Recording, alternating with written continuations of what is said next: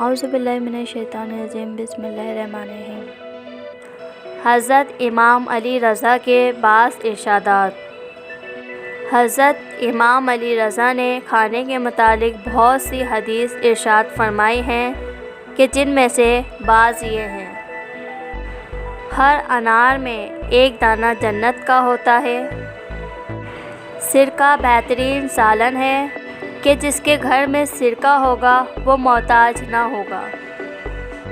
شہد میں شفا ہے، اگر کوئی شہد ہدیہ کرے تو واپس نہ کرو۔ بچوں کے لیے ماں کے دودھ سے بہتر کوئی دودھ نہیں۔ برمشا کا تیل سر میں لگانا چاہیے، اس کی تاثیر گرمیوں میں سرد اور سردیوں میں گرم ہوتی ہے۔ جو زیتون کا تیل سر میں لگائے یا کھائے، اس کے پاس 40 دن تک شیطان نہ آئے گا۔ قرآن پاک پڑھنے، شہد کھانے اور دودھ پینے سے حافظہ بڑھتا ہے۔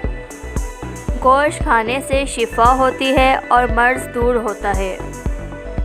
کھانے کی ابتدا نمک سے کرنی چاہیے کیونکہ اس سے 70 بیماریوں سے حفاظت ہوتی ہے کہ جس میں جذام بھی شامل ہے۔ جو دنیا میں زیادہ کھائے گا قیامت میں بھوکا رہے گا۔ مسور کی دال 70 انبیاء کی پسندیدہ خوراک ہے، اس سے دل نرم ہوتا ہے اور آنسو بنتے ہیں۔ جو 40 دن تک گوشت نہ کھائے گا وہ بد اخلاق ہو جائے گا۔ کھانا ٹھنڈا کر کے کھانا چاہیے۔ کھانا پیالے یا پلیٹ کے کنارے سے کھانا چاہیے۔ طویل عمر کے لیے اچھا کھانا، اچھی جوتی پہننا اور قرض سے بچنا بہتر ہے۔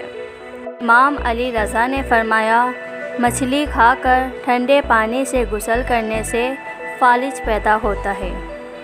اس کے علاوہ امام علی رضا نے ارشاد فرمایا، جو شخص یہ چاہتا ہے کہ اس کے دانت خراب نہ ہو تو اس کو چاہیے کہ میٹھی چیز کھانے سے پہلے روٹی کا سوکھا ٹکڑا کھا لیا کرے۔